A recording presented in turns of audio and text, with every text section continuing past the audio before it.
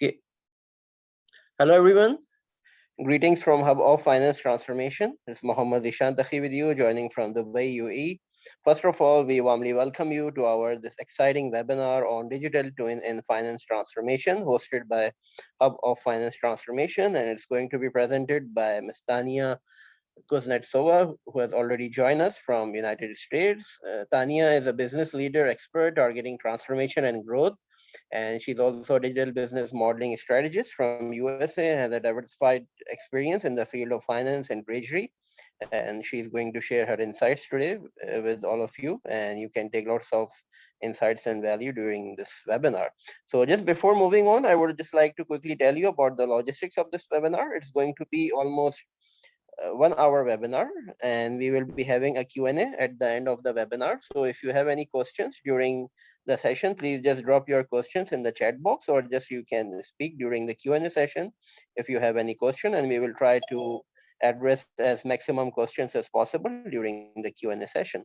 So that's all about this webinar. And as we all know that finance digital transformation has been on the agenda of many CEOs and CFOs for the last couple of years because of the disruptive technologies. And after the outbreak of pandemic, even it has gained more traction in most of the region in order to survive, not only survive, but also to thrive in this competitive business landscape in the new competitive marketplace. So we have to consider different options, of course, in this area of digital transformation, and this digital twin is really a new area and an emerging area.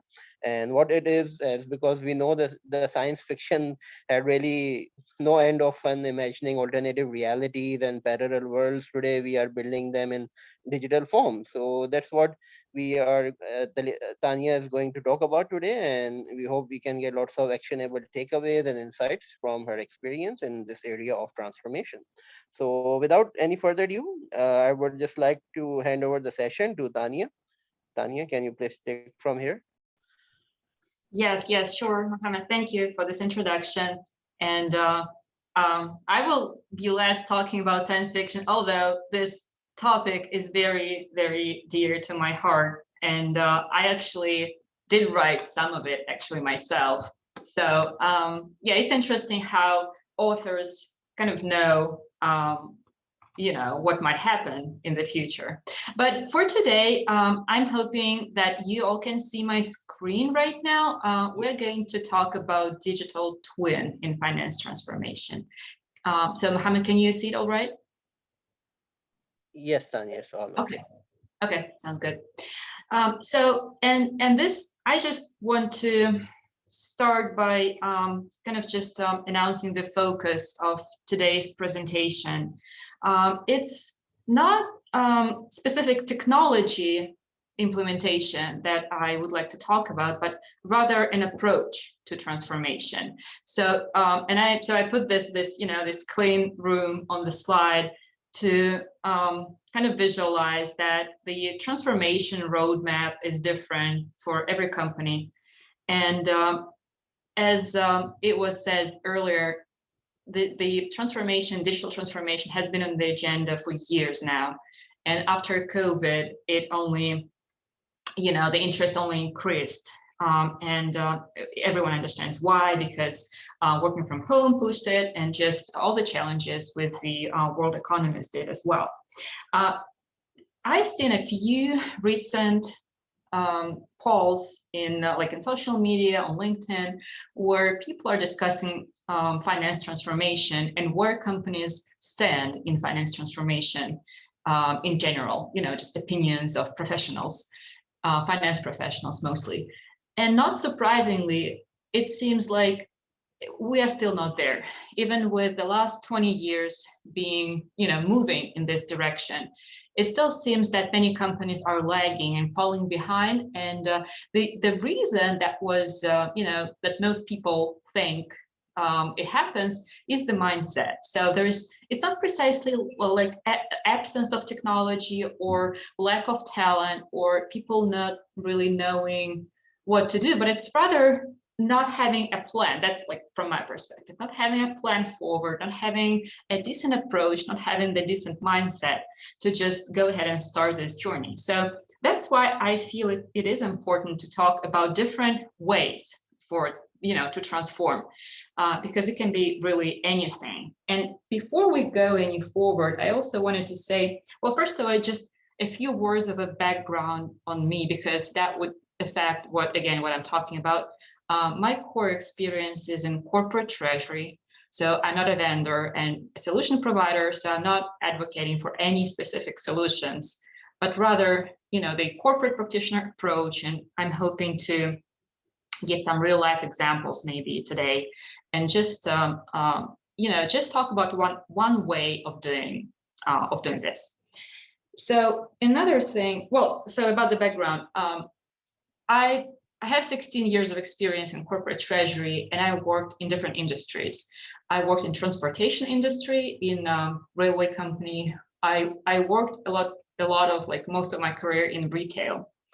And the largest company I worked in retail was in Moscow, in Russia. And that was for 11 years. And the company is called X5 Retail Group. And they own, I think, right now about 16,000 stores, grocery stores in Russia. So it's a very big company, over $20 billion in revenue. So that was one experience with a very large company, the biggest retailer in Russia. For the last few years, I'm working in the U.S. and I've been also with wholesale and retail company here, mostly focusing on fashion and apparel, and selling through e-com, and also brick and mortar stores. And currently I am at another company, a different industry, healthcare.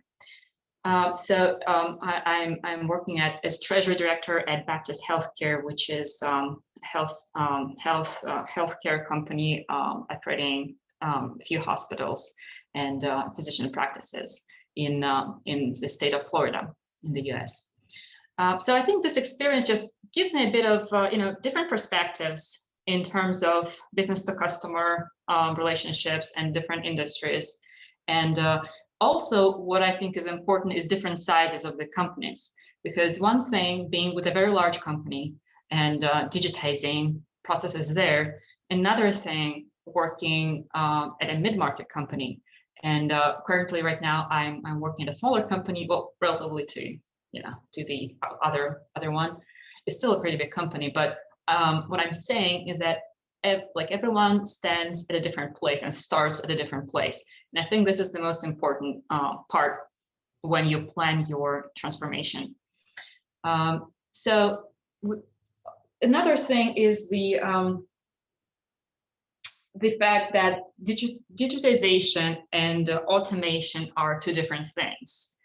Also wanted to bring that up. So when we're talking about digital transformation, there can be different, well, first of all, there are different types, and many people understand different things and mean different things when they say digital transformation. Like I said, from my experience, when you're at a very large company, they have budgets and they have a lot of investments planned out for the next few years in IT infrastructure and solutions.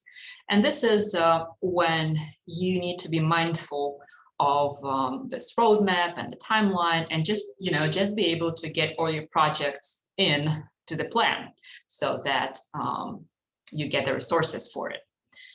Another thing is a smaller company and maybe less digitized company, when even the core processes are not digitized. This could be a huge challenge, especially for finance. And again, my perspective is more treasury oriented. I would call it cash management oriented. And I think in cash management and cash forecasting, processes are very important. And the degree of digitization of those processes is key.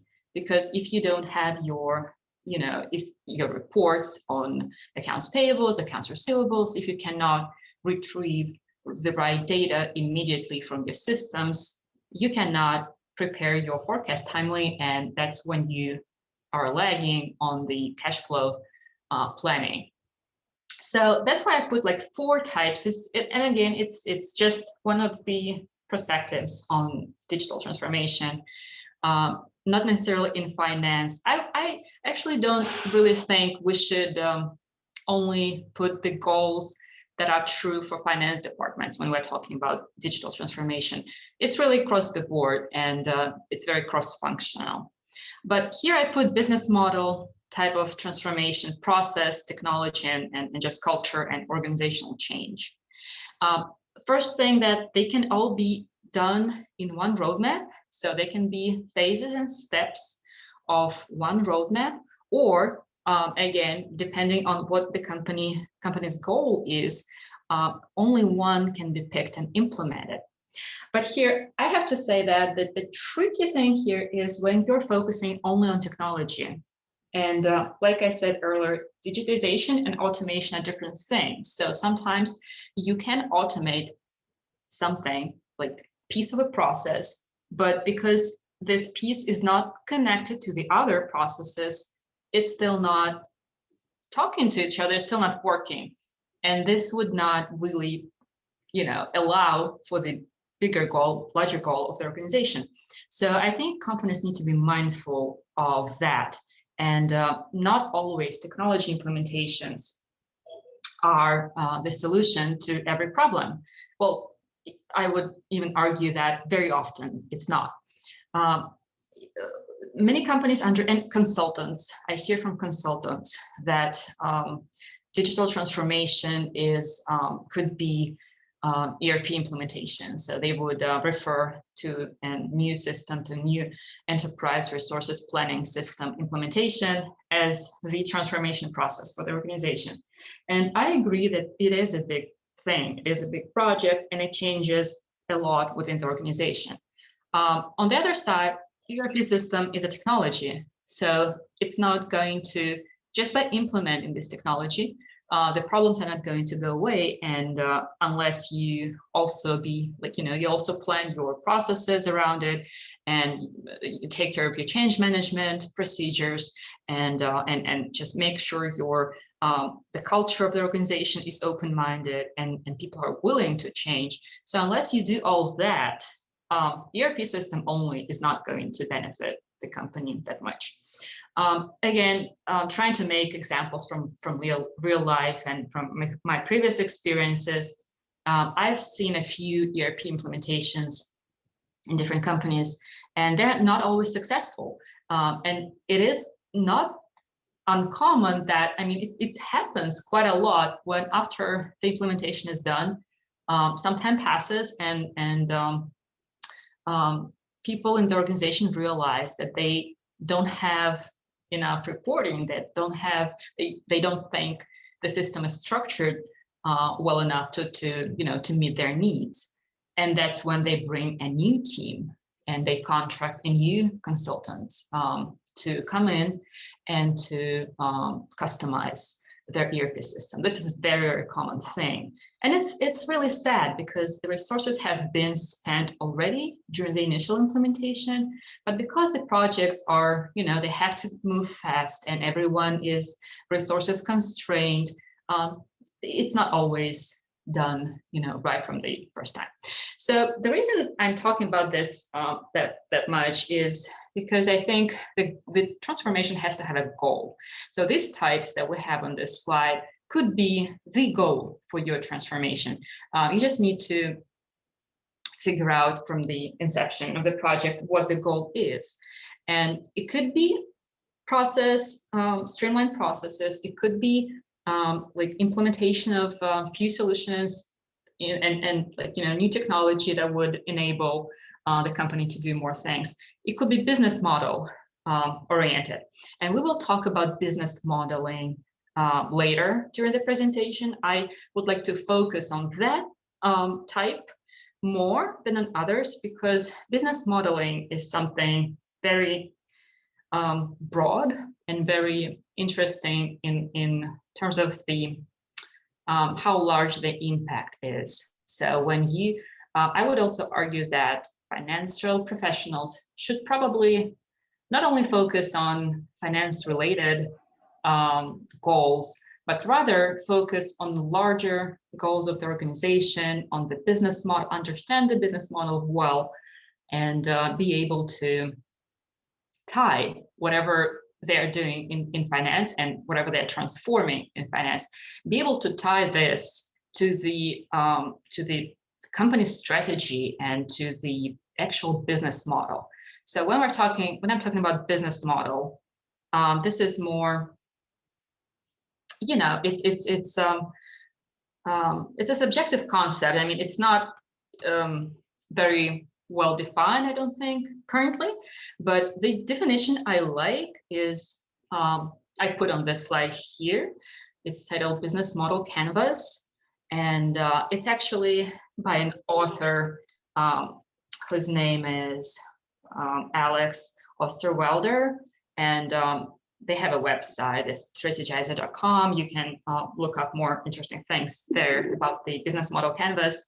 But just in general, I wanted to touch on this concept and to emphasize what exactly I'm talking about when I'm saying the digital business model and finance transformation of business model.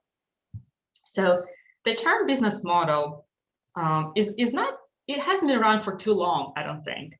Although, well, it thought to be first came with the appearance of the personal computer and the spreadsheet, right? So when we got this tool handy, we were able to, to model, to actually put numbers into the spreadsheet and let various components be tested and modeled. And so before, well, and actually the business model is in simple words, is how do you actually make money?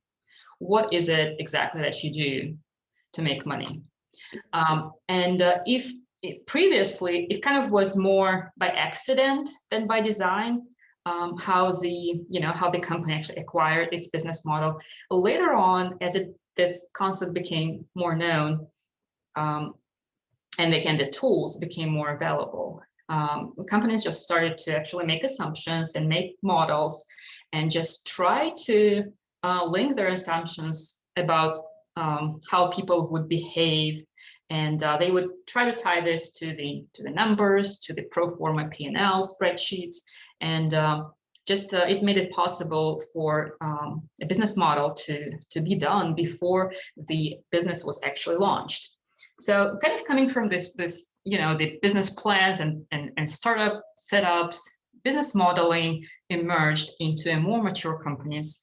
And I think right now it is really important for companies, notwithstanding the size of the company, for the largest ones, for the mid-market companies, and especially for the startups and smaller companies, it's really important to understand the business model. So this is just a presentation of how you can think about business model and 6 different blocks included into a business model.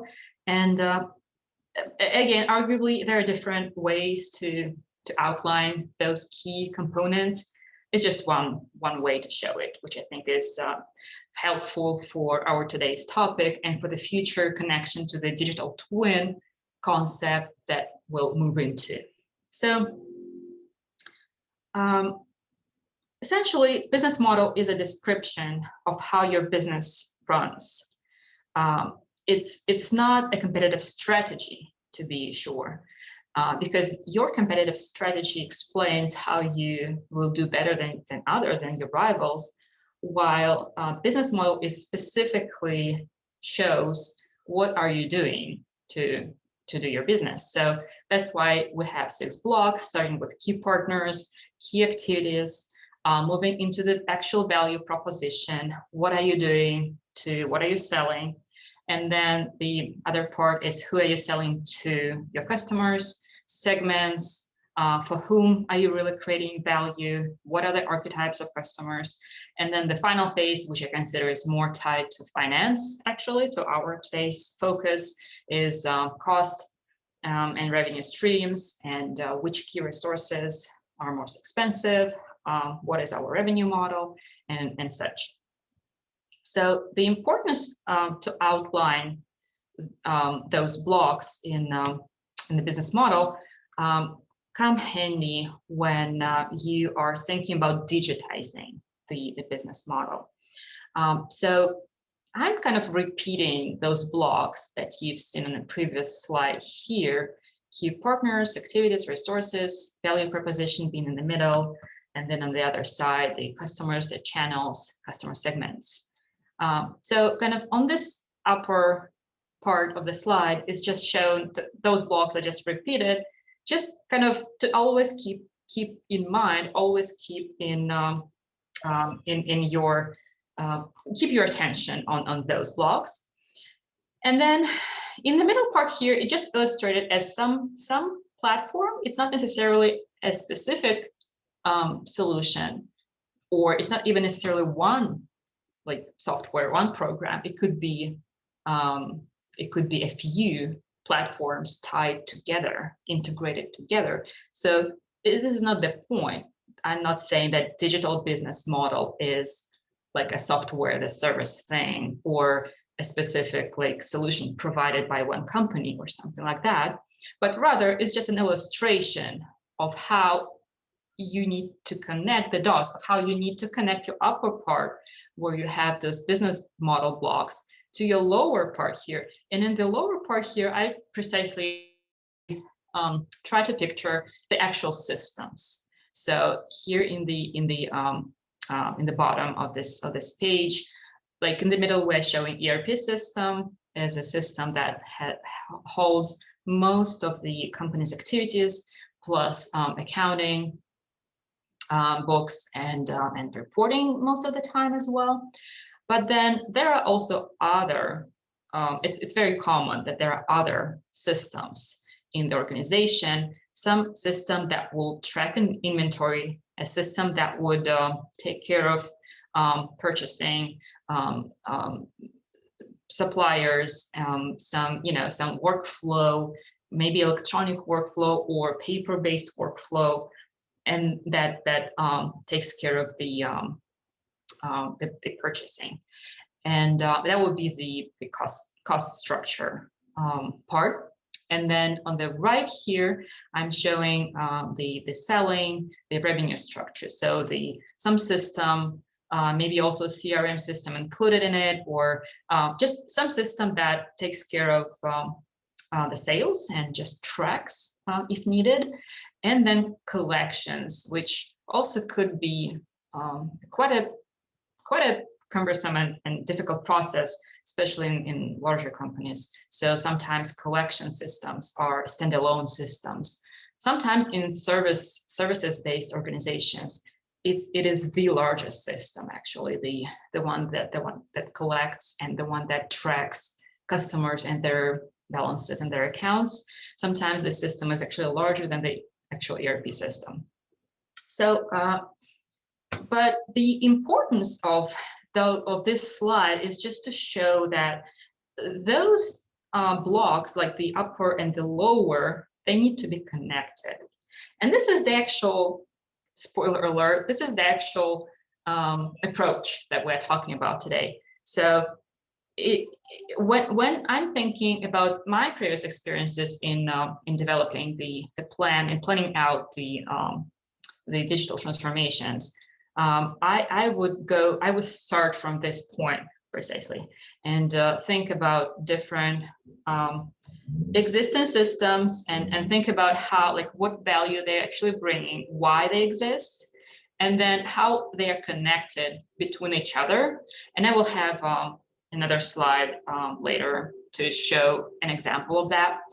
But right here is just a high-level concept of how your actual goals that lie in this business model area, those goals need to be connected to your tools. So you can also think about this as such. Like if your goals have a defined digital connection with your tools, that's where you actually start digitizing your business model. Now, moving into the digital twin concept here. So, and I put this vocabulary term on the slide, just to start from something. Digital twin, I have to say, is a fairly new concept. And I also wanted to give reference to where I derive most of my information from. And I apologize, I have some background noise, some construction works going on. I hope it's not too disruptive. So, I'm sorry? Okay.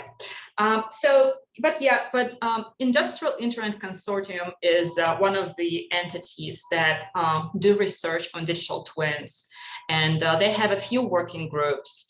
And I think digital twins, they kind of split out of this consortium as a separate group. They're called Digital Twin Consortium right now, and you can find them in the internet via iiconsortium.org website. And it's just interesting to see what they're working on and what exactly is the digital twin solution. And it's a very broad concept. It's not like, again, it's not something that is like ready available in the market right now. Not something that you can just go ahead and like acquire from a provider, and there you go, and there you have your digital transformation. Not that. And for today's purposes, we're talking more of a methodology, as I mentioned. So we're not actually going to talk about actual engineering and building and integrating programs together. But I still think it's important to cover what digital twin is from the technical standpoint, because the next thing we're going to discuss is how do you take this concept and transition it into a methodology and actually using it for your company and for your daily work. So just a few more words on what digital twin is. It is just presenting an entity in digital environment, basically. I would put it like this. And to make it more visual, like here's another slide, again, also provided by the Digital Twin Consortium. And here I have some references if you're interested to read more about this. But here on this slide, they're just showing how a digital twin comprises data. It is just a comprised data, computational models, and service interfaces. And they kind of all come, they're showing here, they all come together in one environment. And that allows you to actually model behaviors of different objects, and it can be anything. They first started using digital twins in manufacturing to just not to have to build like big equipment and just complicated, not to test complicated like parts in real life, but rather model the way they would behave if they are created. So also interesting thing about digital twins is the modeling part, the actual modeling part. That's where I feel it is connected to what we do in finance, and that's to me, that's what the actual methodology is. It is a way to model, but to do it more based on real life data and science, and actually available, just more available sources and connections between your internal systems and resources, and just all entities of your organization.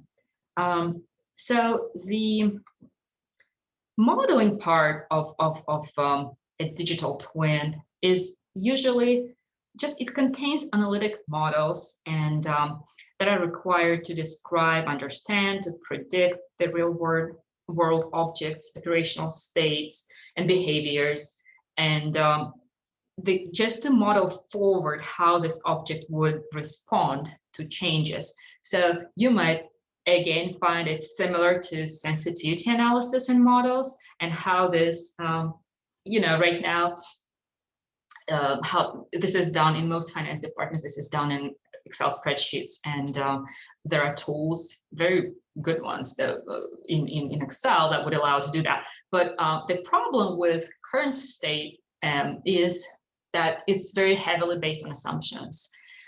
And those assumptions are not, you can change them, but it is something that is not, it's just an input, a ready input that the professional puts into the model. And then whatever the sophistication of this model is, it will still be based on those initial assumptions and concepts.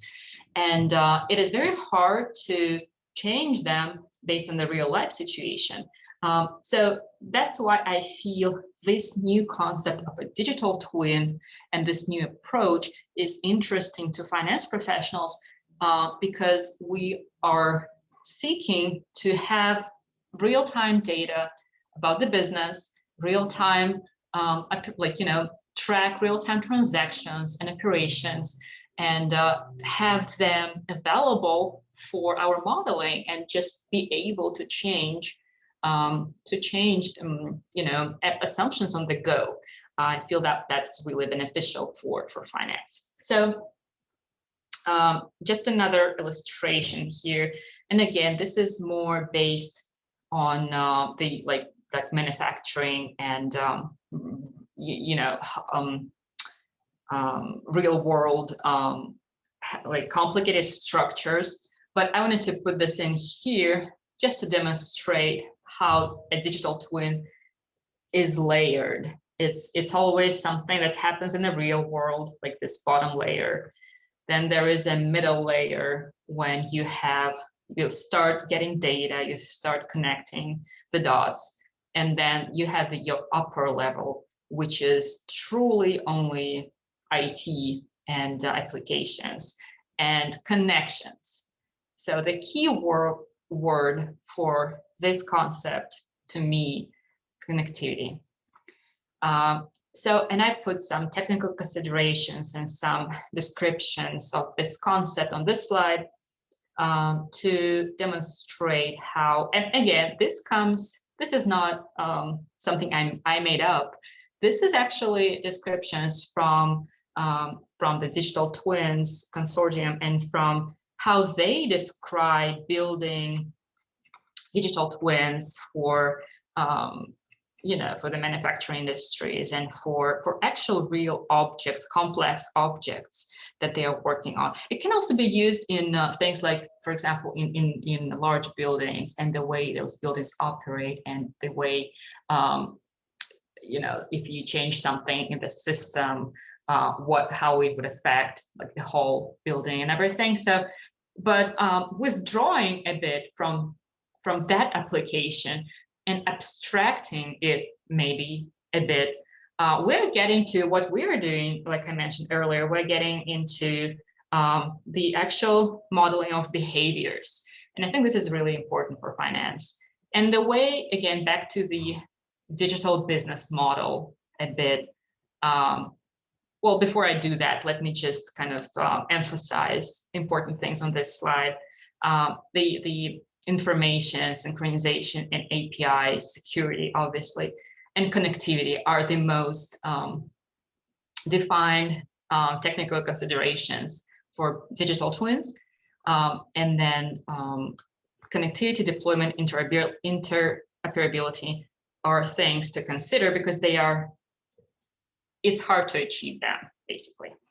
But they are key for this digital twin concept. And maybe more closer to the ground now and more closer to illustrating what I've been talking about so far, I'm going to try and make some real life examples here to stop just talking about,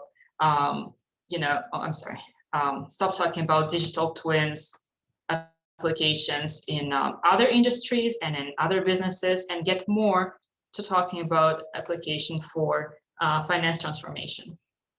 So now we've talked about business models and digital business models, and how you have your value proposition and how you have other blocks. First, the ones you use to acquire things than the ones you use to sell them and derive your revenue stream from them.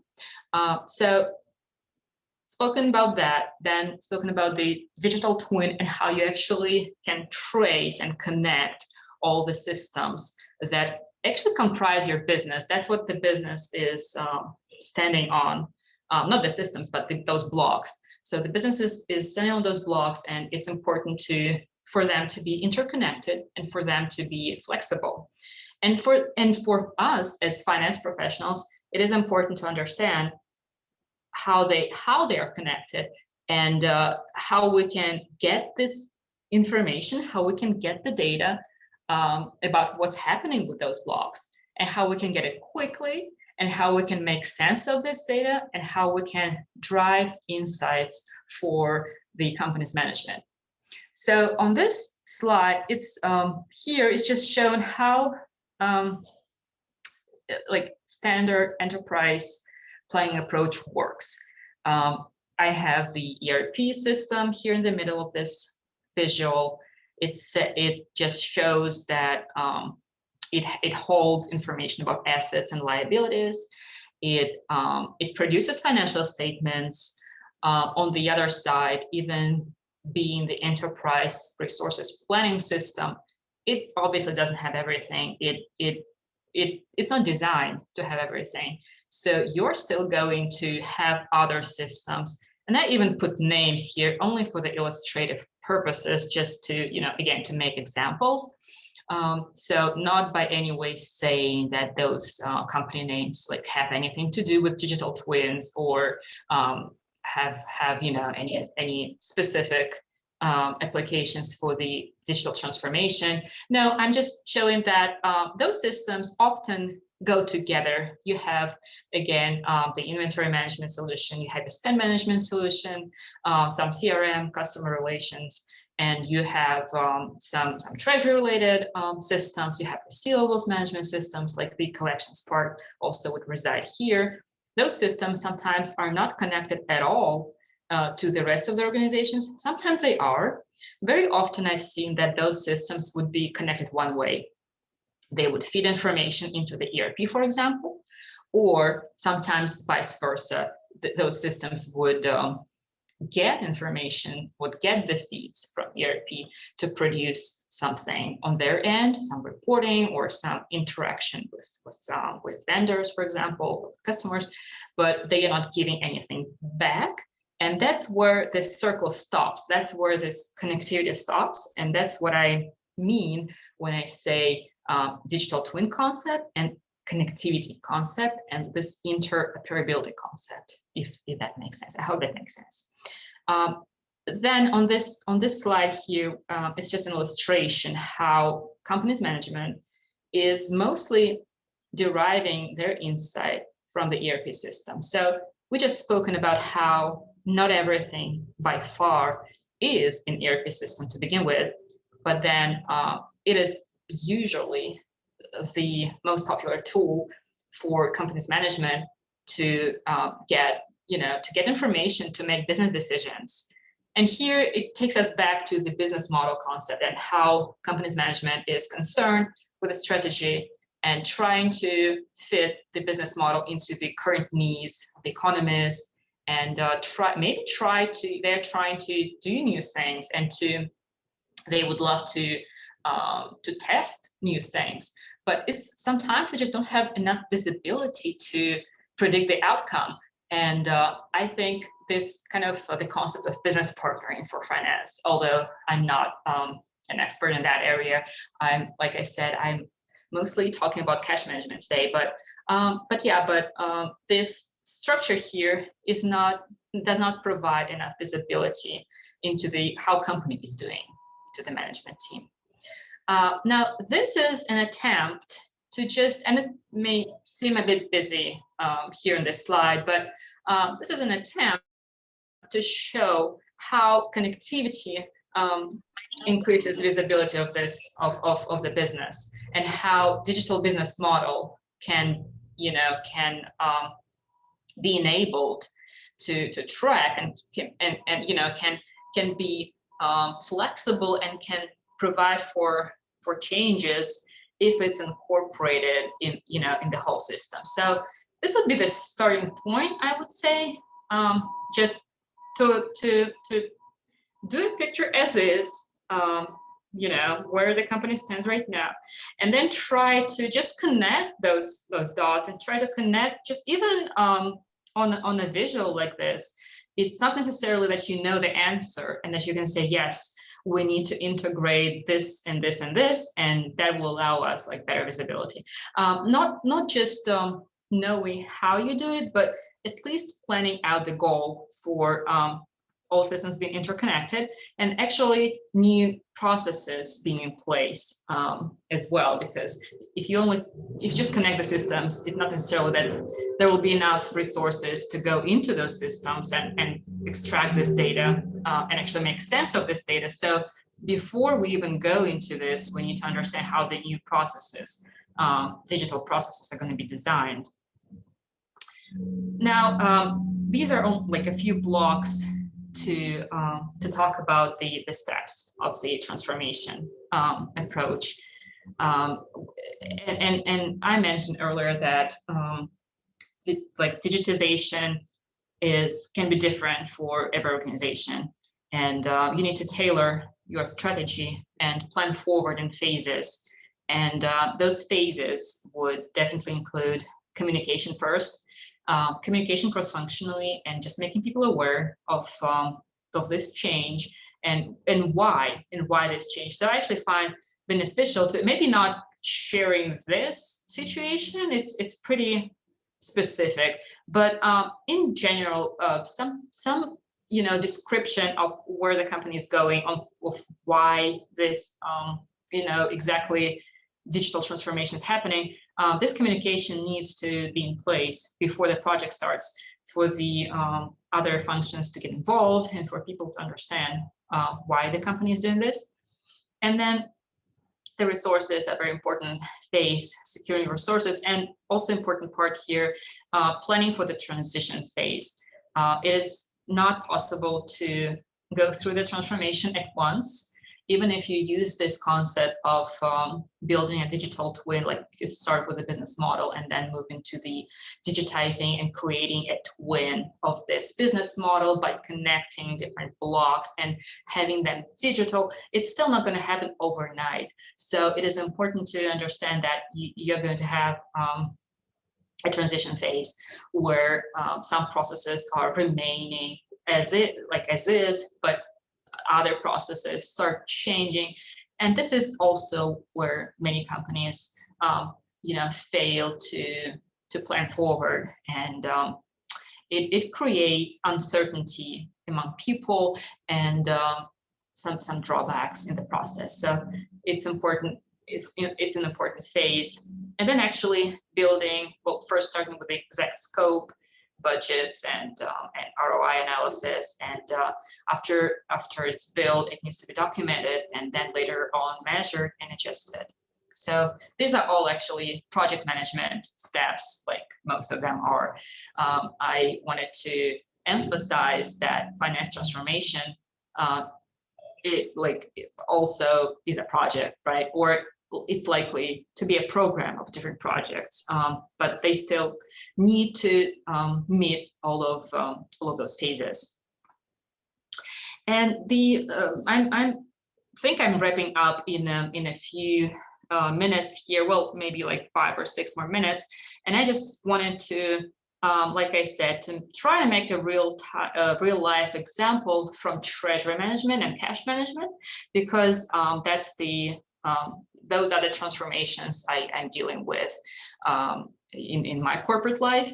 So just an example of a treasury management situation. So on this slide, just a few goals and objectives of treasury in general are portrayed. This is for the broader audience. Maybe not everyone is dealing.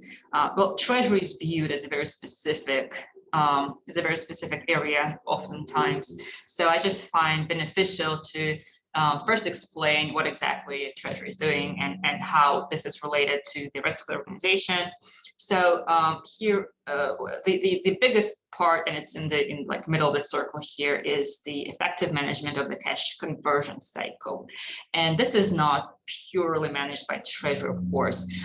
It's only managed by Treasury in terms of the actual cash movement most of the time, but it's a very cross-functional effort. This is where Treasury meets with other functions and FP&A and other finance and accounting.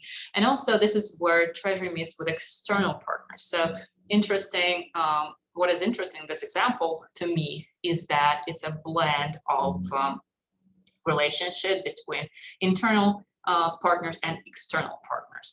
So just to be sure, I'm also putting that while managing the cash conversion cycle, you're thinking in Treasury about the operations and liquidity, about your cash resources and making sure they're optimized, about your financing, investing, and bank relationship management. So all that being said, the focus of the example is on cash management and on the framework, on how this cash management strategy of an organization can be a framework for transformation, really, and for can drive the program of related projects with a goal to digitize. But like I said, the end goal is not to implement a technology, is not to just go digital. The end goal is to do something. So in this example, we want to improve cash management. We want to track cash better. We want to develop cash controls for our receipts and disbursements. We want to do better reconciliation. We want to do better operations and reporting, and we want to have more payment security. So this is a very narrow example here. So I'm not implying that this is the finance transformation by no means. I'm also implying that this is an example of how cash management strategy can be taken to transform organization digitally. Just one piece of it, basically. So in this example, when you are looking to address different segments of your cash management strategy, you can say, okay, so let's establish a program of projects, and well, I can even maybe go back and just kind of look into this here and say, okay, so we are trying to deal with all cash movements. We're trying to like when we have our spend management solution, this is where we control how we pay. We have like some maybe receivable solution or some treasury solution. This needs to be connected for sure. Then we're saying, okay, now how the process is, we need to make sure those systems are not only interconnected between each other, but they're also connected to our new set of processes. And we're actually controlling something. We're not only looking into different integrations and not only looking at different systems and reports, but actually doing something with them. We actually have a new setup of digital processes in place, and maybe people are not even touching most of these systems manually at all. This is ideal, and in this scenario, we can check all the boxes here automatically. That would be a good cash management strategy. So you're going to say, okay, so we have collections, disbursements, operations, and reporting. So why don't we establish a program of projects and try to work with each one of them to make sure they're digital, to make sure they fulfill the company goals, and they provide visibility into our cash management, into our cash movements, and allow us to use our cash most effectively and securely. So here is just an example of what those projects in this program could be, how you can introduce, and very high level, of course, just a few words here as an illustration of how digital transformation is actually kind of starts from the bottom up. And as you go with those projects, and as you assess each of those projects and see, okay, what is the best receivable solution for our organization? How is it going to be integrated? What is the best disbursements? What is the AP solution in general? How is it how is it affecting the working capital management and the organization goals there. So all this we're considering when we're establishing such a program. So that was all for my presentation today, and I hope this was informative. If you have any questions, I will be happy to try and answer them. Okay, thank you very much, Tanya, I think, for sharing all your insights. And I think it was really a very informative, insightful session. And I think, as you correctly mentioned, that we should have a business-centric approach to finance transformation. Like, it should not be only within the silos within the finance, but we should have value addition or mindset, like what value finance transformation can add to the overall business. So I think really you presented very well and explained it very well. Thanks a lot for that. And we have, I think, a couple of questions in the chat box. So just let me see. So I think some of them are asking about like how, like, if you can give some simple example of digital twin in finance. Again, like, for example, if you can see, take cash management as example, just like if how we can, for example, if a company is planning to transform their treasury function, so what exactly, like, whether digital twin is like how it is different from RPA, robotic process automation, and IPN, like how we can make a digital platform or a copy of the physical object like ERP system. If you can give some simple example. Yes, yes, sure. And yes, and I know it is a bit an abstract concept to digest. So, but like I said, digital twin in finance and in cash management is really a connections between all platforms. So if we're taking this example of mine about the cash management and about the different treasury programs that are used by Treasury, you just need to make sure if you have a Treasury system, make sure it's connected to your ERP. If you have, like I said, if you have inventory system, make sure it's connected to your invoicing. Make sure your invoices are approved within a queue that ends up in your ERP system and in your AP ledger. And these things may sound obvious, but it's so not across the board. It's so not done in many organizations. And the reason for this is because every department just is in a silo oftentimes. And like AP are trying to do their thing, for example. They're trying to make sure they can pay. And they are not that much concerned about purchasing. They're not concerned about invoicing that much, only to the point when the invoice gets into their AP ledger. So yes, if you put silo between different functions, you are not creating a digital twin. You need to connect. You need to make sure that you are looking at the process as a whole. It starts from, well, if you're looking at the cash cycle, that may be a good analogy. If you're looking at the cash cycle, it starts with purchasing, then you build an inventory, then you're selling, then you're collecting money, and then you're using this money either to pay down your debt or invest, or again to purchase some of it, right? And that's why it's a cycle. It goes round and round, and we just want to connect all those systems between each other, and we want to connect strategies between each other. Because if you're, in my experience with a large retail company, buyers are really strong, and they are a huge department that have their own strategy and their own goals. And sometimes those goals are not very much in line with, for example, working capital management, but they have to be. So when you're thinking about a digital twin, it's more of a concept. It's not really something you build from scratch, but rather you need to just draw a picture, like I said, and just draw all systems. If your buyers are working in their own system, this system has to be part of what finance is looking into, because you want to derive data from their plans and sales plans and whatnot. So cash management just needs many sources of data. And when you connect the platforms to each other, you can even find new revenue streams. In my previous experiences, I was able to, for example, introduce dynamic discounting to a company that was not there before.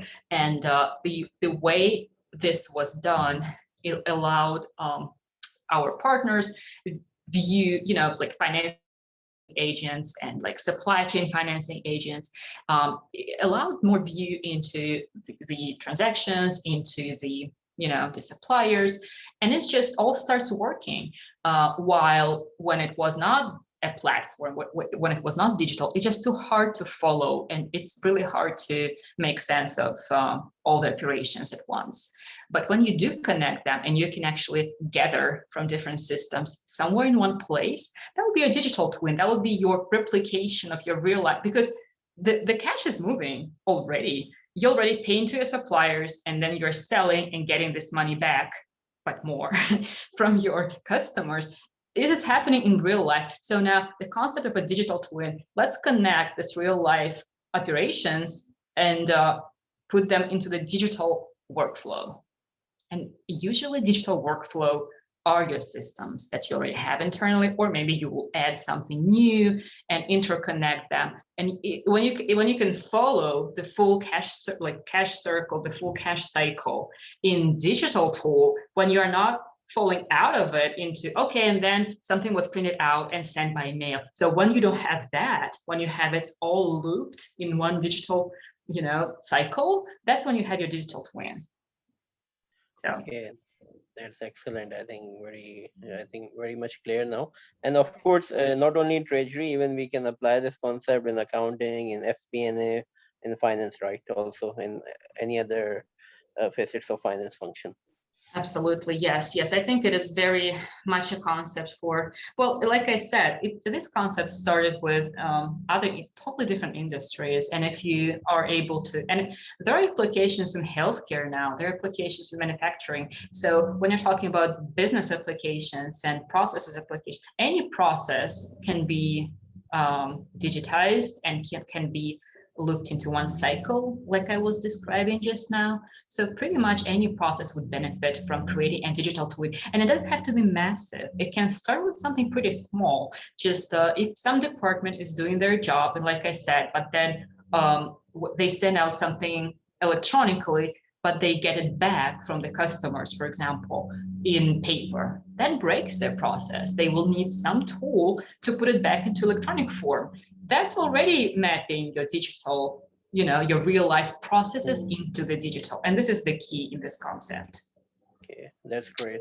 And again, I think you showed one company and any organizations or firms who are offering this digital twin. Can you guide for our audience if anyone is interested to explore more, since this is one of the emerging area? I'm sorry, could you repeat the question?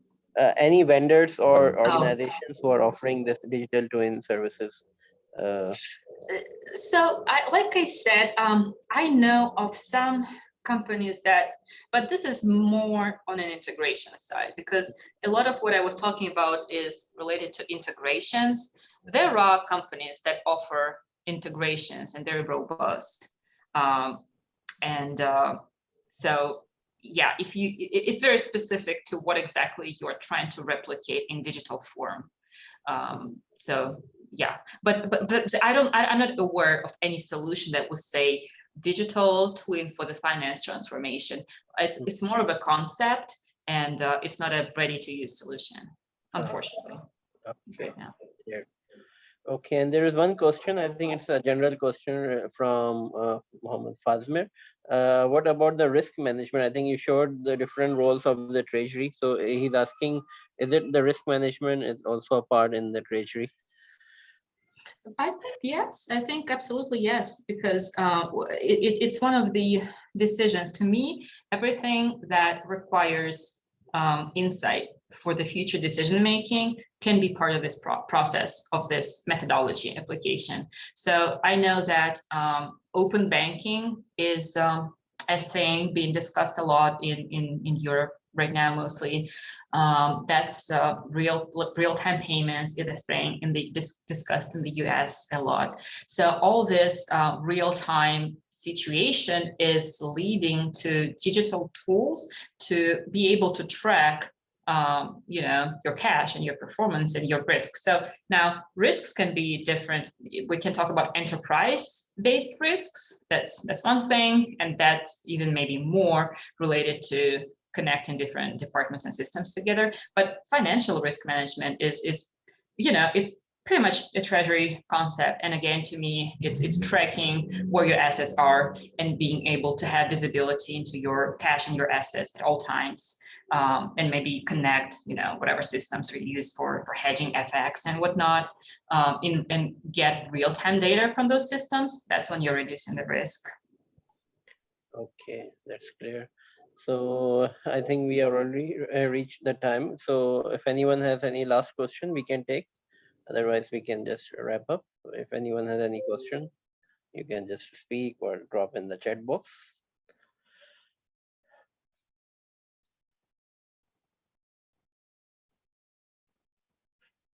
Okay, so I think it's very clear, and I think Tanya has explained this new concept very well using, I think, practical examples. And the recording of this session will also be available. So if you would like to go through it again, it will be available on our YouTube channel. So thanks again. Thanks a lot, Tanya, for your time and for sharing all the insights on this area of finance transformation. Thank you very much. Thank you. And thank you all the audience for your time to attend. And we wish to have more sessions with Tanya in the coming near future. Thanks a lot. Take care and good night.